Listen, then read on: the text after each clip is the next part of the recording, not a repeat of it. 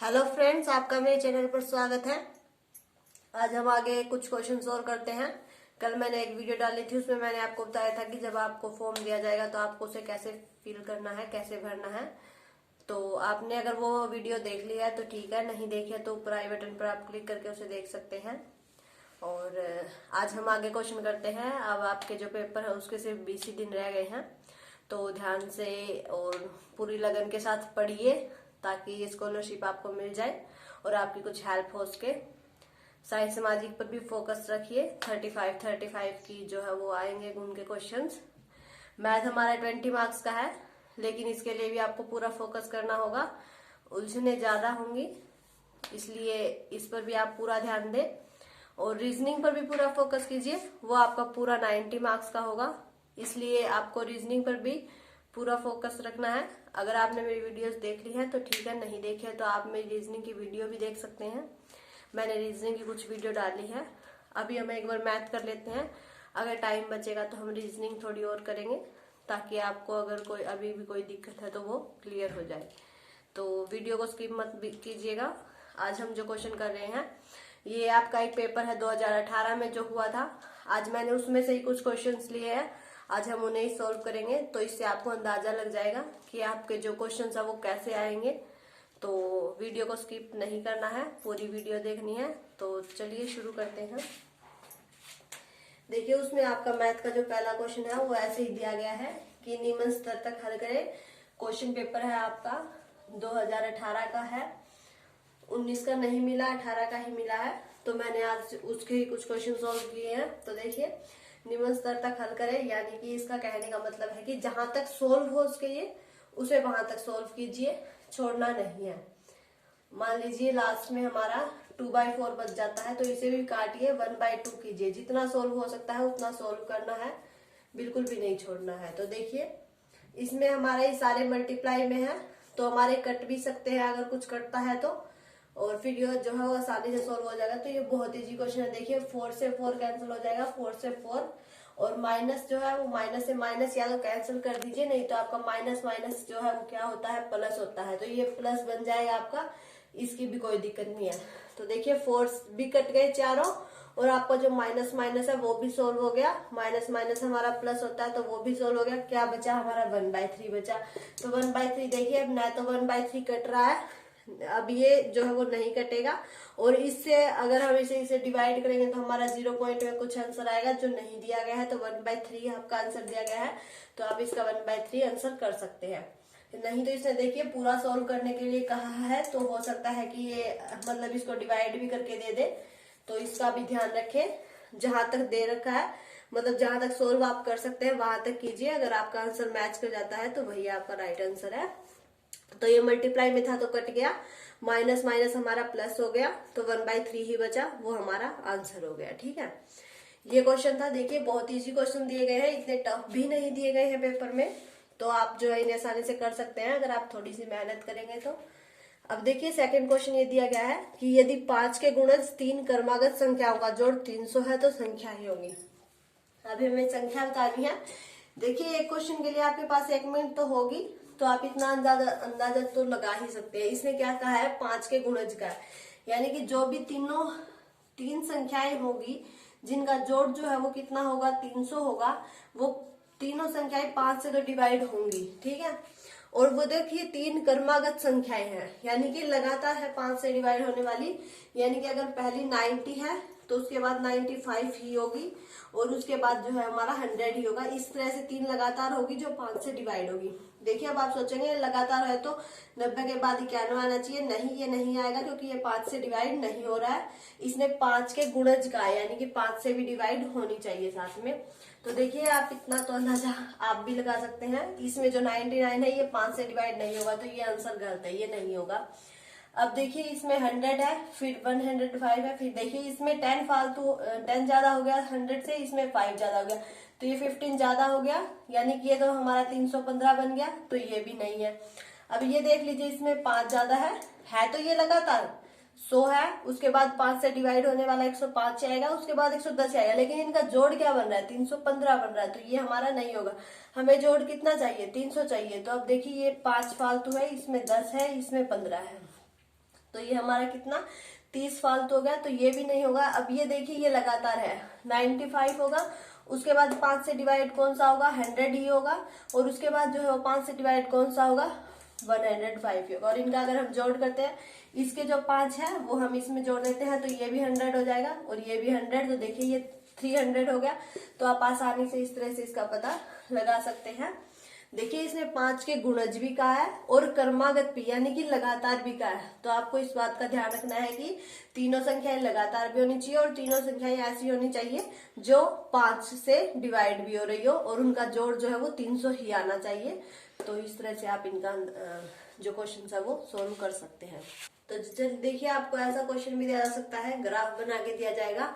ये ग्राफ जो है वो आपको किसका दिया गया है, एक स्कूल में जो है वो सर्वेक्षण किया गया है पढ़ाई को लेकर कि कितने बच्चों ने कितने घंटे तक पढ़ाई की, तो उसका जो है ये ग्राफ बनाया गया है।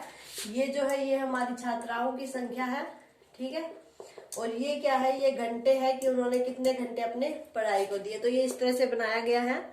इसमें से आपको देखिए कैसा भी क्वेश्चन पूछा जा सकता है। तो इसमें आपके जो ये पिछला क्वेश्चन पेपर है उसमें आपका ये पूछा गया था कि कितने विद्यार्थियों ने 3 घंटे से भी कम पढ़ाई की। तो घंटे हमारे ये है, 3 घंटे हैं, ठीक है। तो हमें ये बताना है कि कितने विद्यार्थियों ने 3 घंटे से कम की। इसने ये नहीं कहा कि 3 घंटे की है, 3 घंटे वाले हमें नहीं लेने हैं। जिन विद्यार्थियों ने 3 घंटे से कम की है यानी कि 1 घंटा की है या 2 घंटा की है, बस हमें उनका ही बताना है। तो देखिए 1 घंटा करने वाले विद्यार्थी कितने हैं हमारे, 20 है, और 2 घंटा करने वाले कितने हैं, 40 है, ठीक है। उसके बाद मतलब 2.5 या 1.5 का तो कोई है ही नहीं, और ये 3 का दिया गया है, ये 50 है। तो 3 से तो हमें कम वाले बताने, तो हम इन दोनों को जोड़ दें तो हमारा आंसर आ जाएगा। तो 40 और 20 कितना हो गया, 60 हो गया। तो 60 जो है वो आपका आंसर हो जाएगा।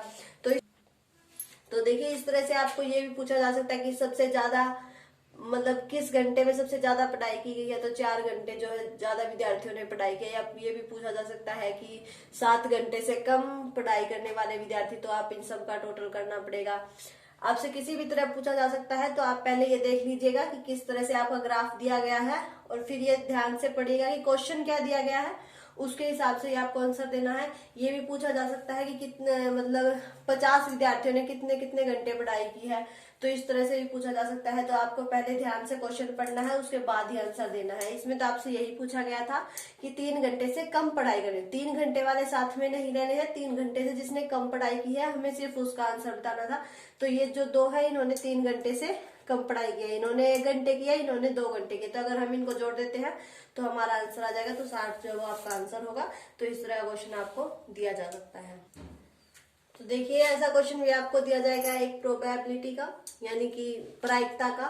तो प्रायिकता एक क्वेश्चन मैंने आपको पहले भी कराया था, और एक और है ये देखिए, ये उस क्वेश्चन पेपर में आया हुआ है कि एक कक्षा में 24 विद्यार्थी है, यानी कि इसने क्या दे दिया कि जो टोटल विद्यार्थी है वो कितने हैं हमारे 24 है, जिनमें से 11 लड़कियां हैं। अब इसमें से देखिए लड़कियां हैं कितनी है, 11 है, ठीक है।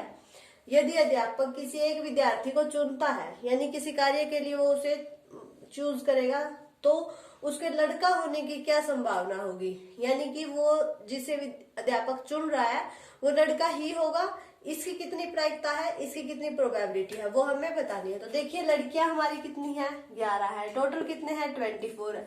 अगर 24 में से हम ये माइनस कर देते हैं तो कितना आ जाएगा, 13 आ जाएगा। 13 क्या हो गए, लड़के हो गए, ठीक है। इतना तो क्लियर हो गया कि अगर एक कक्षा में टोटल 24 विद्यार्थी है, 11 लड़कियां हैं, तो लड़के कितने होंगे, 13 होंगे, ठीक है। इतना क्लियर है। अब देखिए उसने क्या पूछा है कि अध्यापक किसी एक विद्यार्थी को चुनता है, यानी कि एक विद्यार्थी को वो चुनेगा।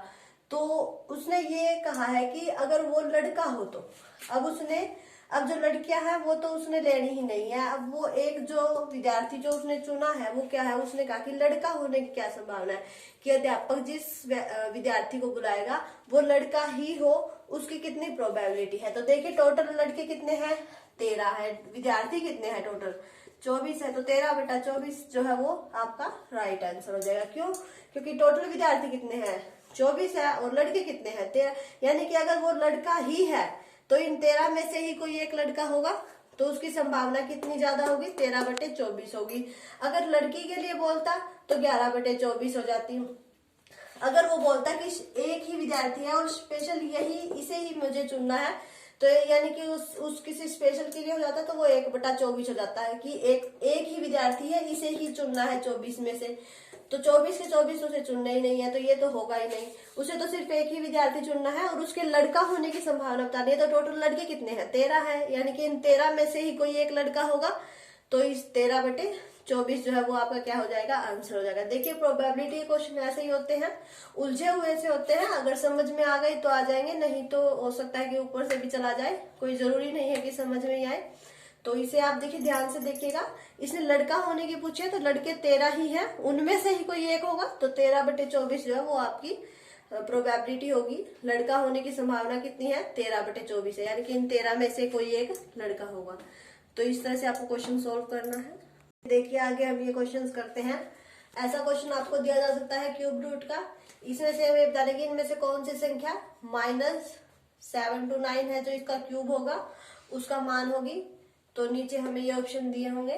तो देखिए मैंने आपको बताया था कि अगर रूट में से कोई माइनस में होती है तो उसे हम आयटा लिख सकते हैं, ठीक है, मतलब 3 आयटा लिख सकते हैं, क्योंकि ये माइनस में थी। तो 3 हो गया 9 का, तो और माइनस का आयटा बन गया। लेकिन इसमें आयटा में आपकी कोई नहीं दी गई है, माइनस ही लगाया गया है, तो आपकी माइनस में ही आपको भी लगानी है।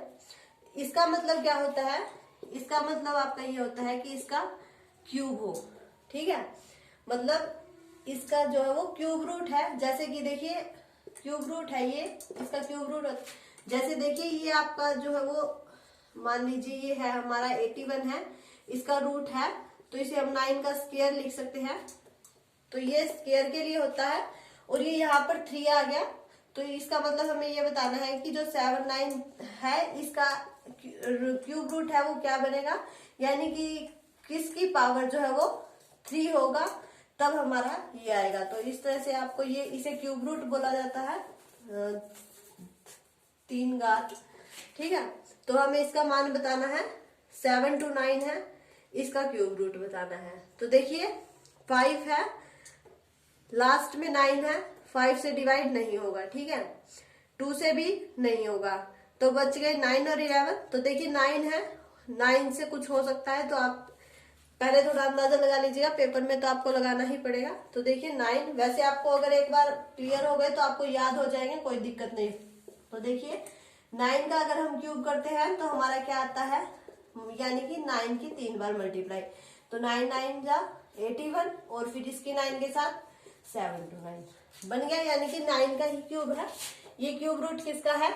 9 का है, यानी कि 9 की क्यूब और फिर उसका 3 क्यूब रूट, ये कैंसिल हो जाएगा, 9 आ जाएगा। लेकिन ये माइनस में है तो माइनस का 9 आएगा। अगर माइनस का 9 नहीं दिया होता तो आपको 9 आयटा दिया जाता। तो इसलिए कंफ्यूज होने की जरूरत नहीं है, जो आपको ऑप्शन में दिया हो आप उसी को टिक कीजिएगा। तो देखिए इस तरह से हमें जो है वो क्यूब रूट बताना था, इसका स्क्वायर नहीं बताना था। स्क्वायर में 2 पावर होती है, क्यूब रूट में 3 होती है। तो ये आपका क्यूब रूट दिया गया है, इसका हमें क्यूब रूट बताना था, तो वो 9 की पावर 3 है। अगर 9 को हम 3 बार मल्टीप्लाई कर देते हैं तो हमारा यही आएगा, फिर माइनस था तो -9 आ जाएगा, ठीक है। अगर यहाँ -9 न देकर 9 आयटा दिया होता तो वो भी आपका ठीक होता। तो अब देख लीजिए, जैसे आपको ऑप्शन दिया जाए आप उसे वैसे ही कर दीजिए। तो इस तरह से आपको ये सोल्व करना है। ये यहाँ पर 3 देखकर कंफ्यूज नहीं होना है, ये क्यूब रूट के लिए लिखा जाता है, ठीक है। अब देखिए इस तरह से भी आपको दिया जाता है, तो इनके आपको देखिए मल्टीप्लाई करके देखनी पड़ेगी, उसके बाद ही आप इसका आंसर निकाल सकते हैं। अब आप पहले ये 2 ले लीजिए, इनकी मल्टीप्लाई कर लीजिए, फिर इनका जो आंसर आता है उसकी इसके साथ कर दीजिए, तो आपको ज्यादा आसानी रहेगी। देखिए मैं आपको करके दिखा देती हूँ। 3x + 2 multiply 3x + 1।